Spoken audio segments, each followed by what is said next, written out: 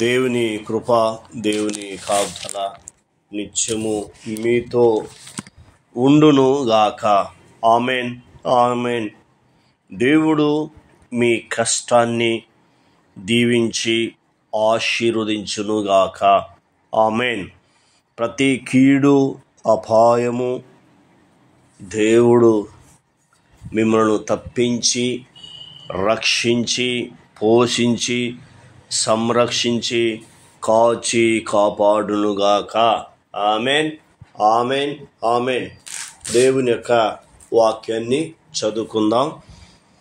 యెషయా గ్రంథము 35వ అధ్యాయము 10వ వచనాన్ని చదివి ధ్యానించుకుందాం. దేవుడు ఇక్కడ యెషయా ప్రవక్త ద్వారా ఈ మాటలు రాయించి వాటిని తెలియపరుస్తున్నాడు. ఆ మాటలు మనం విని నేర్చుకుందాం. వారి పట్ల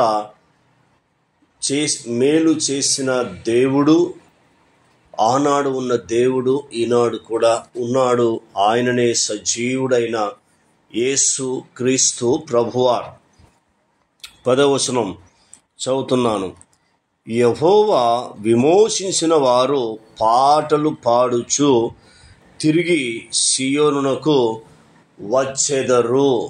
ఎంత అద్భుతమైన మాటో ఇక్కడ మనకు కనబడుతుంది.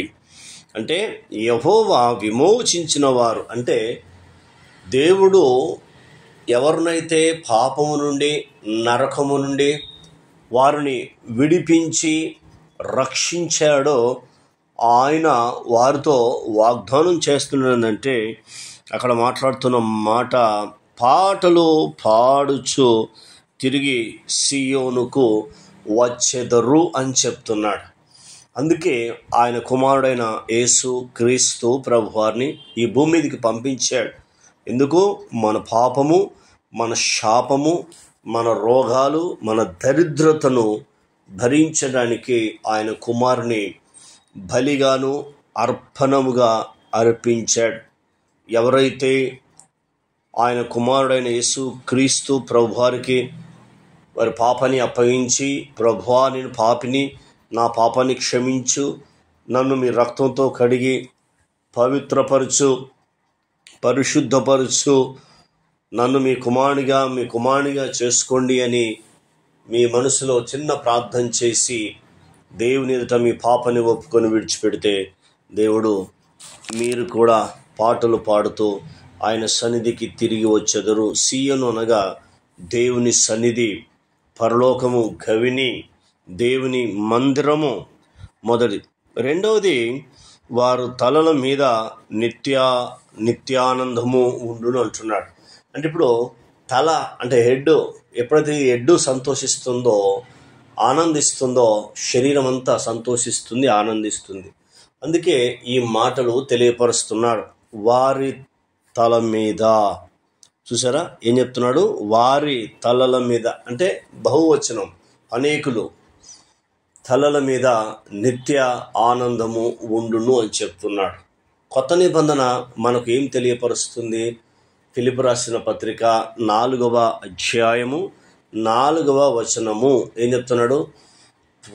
ఎల్లప్పుడూ ప్రభునందు ఆనందించుడి, మరలా చెప్పుదును ప్రభునందు మీరు ఆనందించుడని అక్కడ దేవుడు ఆ మాటలు మన కొరకు రాయించినట్టుగా పరిశుద్ధమైన గ్రంథం మనకు తెలియపరుస్తుంది. అంటే ఇప్పుడు ఎల్లప్పుడూ ఆనందము ఎక్కడ? అది ప్రభునందే అని మరలా చెప్పుదును ప్రభునందే ఆనందం అంటున్నాడు. ఈ లోకంలో తాత్కాలికమైన సంతోషము, ఆనందం ఉంది, దానివలన ప్రయోజనం ఏమీ లేదు. కానీ యేసు క్రీస్తు ప్రభువారు ఇచ్చే ఆనందం ఏంటంటే ఎల్లప్పుడూ ఆనందించుడి, ఎల్లప్పుడూ సంతోషించుడని ఆయన మాట్లాడుతూ వస్తూ ఉన్నాడు. నిజమే. అందుకే అనేక మంది ఈనాడు యేసు క్రీస్తు ప్రభువారిని ఎందుకు నమ్ముకుంటున్నారంటే వారి పాపాలు క్షమించడమే కాదు, వారి దుఃఖాన్ని తుడిచివేస్తున్నాడు, వారి రోగాలు తొలగిస్తున్నాడు, వారి బాధలు తొలగిస్తున్నాడు, అనేకమైన మేలును ఉపకారాలు చేస్తూ ఉన్నాడు. రెండోది.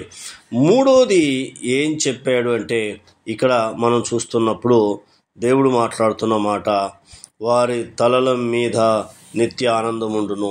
తర్వాత మూడోది వారు ఆనంద సంతోషములు గలవారై వచ్చెదరు. చూసారా, ఆనందము సంతోషము గలవారై వచ్చెదరు అని చెప్తున్నాడు.